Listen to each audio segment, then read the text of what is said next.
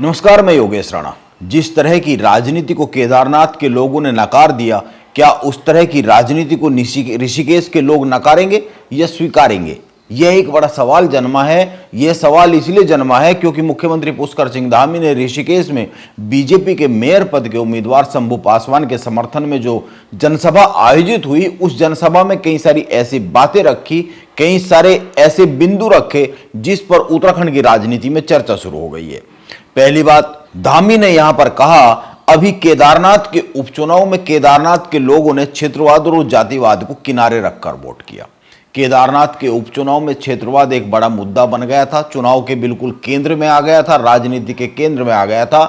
कांग्रेस ने आरोप यह लगाया था चारधाम यात्रा को लेकर कि सरकार कुमाऊं और गढ़वाल के बीच राजनीति कर रही है। जो आरोप यह लगाया था कि गढ़वाल में चारधाम यात्रियों को कुमाऊं के धार्मिक स्थलों पर भेजा जा रहा है।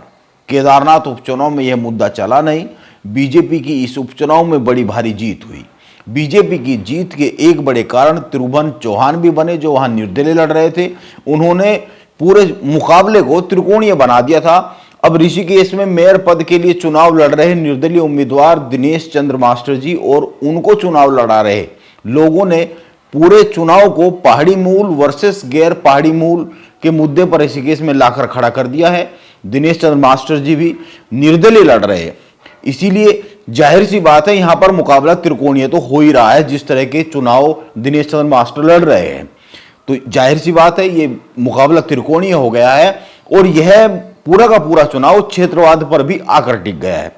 सोशल मीडिया पर बीजेपी के उम्मीदवार शंभू पासवान की पढ़ाई से संबंधित कागजों को शेयर किया जा रहा है और सवाल यह उठाया जा रहा है कि वो बिहार मूल के हैं, वो उत्तराखंड में चुनाव क्यों लड़ रहे हैं, जबकि शंभू पासवान कह रहे हैं वो तो 1983-84 में ही उत्तराखंड आ गए थे, वो तो टिहरी के विस्थापितों में से एक है। हम क्षेत्रवाद, जातिवाद, इस प्रकार का जो एक तुच्छ मानसिकता है, ये तुच्छ मानसिकता का हमारे इस ऋषिकेश में, इस धर्म नगरी में, इस उत्तराखंड में कहीं कोई स्थान नहीं है। भाइयों बहनों, अभी केदारनाथ का उपचुनाव हुआ, वहां के लोगों ने क्षेत्रवाद और जातिवाद को किनारे करके राष्ट्रवाद को जिताने का काम किया है, विकास को जिताने का काम किया है। आप शंभू पासवान जी को जिताइए और हम लोग यहाँ के विकास की गारंटी लेते हैं। भाइयों बहनों, यहाँ का हम लोग विकास करेंगे। मुख्यमंत्री धामी ने ऋषिकेश में एक अन्य बात भी कही। उन्होंने कहा, मैंने शंभू पासवान को पहली बार मन से बोलते हुए सुना है। धामी ने कहा, शंभू पासवान के मन में बहुत सरलता है, कोई छिपावट नहीं है, किसी प्रकार की कोई चालाकी नहीं है। इनके सरल व्यवहार को देखते हुए ही बीजेपी ने शंभू पासवान को ऋषिकेश में मेयर के पद के लिए टिकट दिया है। ऋषिकेश का चुनाव साफ साफ संकेत दे रहा है, बॉबी पवार, मोहित डिमरी 2027 के चुनाव के बाद उत्तराखंड में एक राजनीतिक शक्ति बनने का सपना देख रहे हैं। जिस तरह का वो चुनाव लड़ा रहे निर्दलीय उम्मीदवार दिनेश चंद्र मास्टर जी को, और जिस तरह की वहां पर बातें हो रही है, उनके मुद्दे एकदम साफ है, उनकी राजनीति एकदम साफ दिख रही है। और इन लोगों के साथ में बॉबी पवार और मोहित डिमरी के साथ में आकर खड़े हो गए हैं उत्तराखंड के बड़े लोक गायक नरेंद्र सिंह नेगी। हालांकि नरेंद्र सिंह नेगी कह रहे हैं उनका राजनीतिक विषयों से कोई लेना देना नहीं है, लेकिन नरेंद्र सिंह नेगी उन लोगों के साथ आकर खड़े हो गए हैं जो उत्तराखंड में एक राजनीतिक ताकत बनने की दिशा में लगातार काम कर रहे हैं, जो लगातार कह रहे हैं कि वो उत्तराखंड में तीसरा विकल्प बनना चाह रहे हैं। इसीलिए उनको लेकर बहुत से सवाल तो होंगे ही, उनसे राजनीतिक सवाल तो पूछे ही जाएंगे। हालांकि वो राजनीतिक सवालों का कोई उत्तर नहीं दे रहे।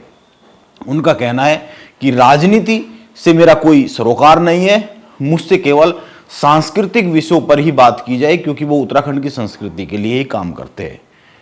लेकिन जब से उन्होंने ऋषिकेश में एक राजनीतिक मंच पर खुद को शेयर किया है, तब से सवाल तो उठेंगे ही। एक अन्य सवाल भी है ऋषिकेश से निकलकर जो सामने आ रहा है।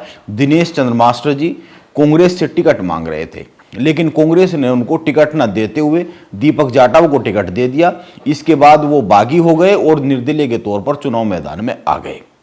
अब सवाल यह उठ रहा है, यदि दिनेश चंद्र मास्टर जी को कांग्रेस टिकट दे ही देती तो क्या उस समय भी बॉबी पवार और मोहित डिमरी और खुद नरेंद्र सिंह नेगी उनके समर्थन में आके खड़े होते?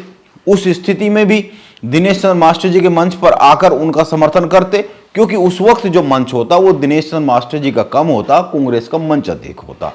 कुल मिलाकर ऋषिकेश में मेयर पद के लिए हो रहे चुनाव का परिणाम बताएगा कि उत्तराखंड में जो लोग राजनीतिक तौर पर तीसरा विकल्प बनने का सपना देख रहे हैं या काम कर रहे हैं, उनके इस काम को, उनके सपने को ऋषिकेश की जनता कितना गंभीरता से लेती है। ऋषिकेश का मुकाबला त्रिकोणीय हो चला है। इंतजार किया जाना चाहिए 25 जनवरी का।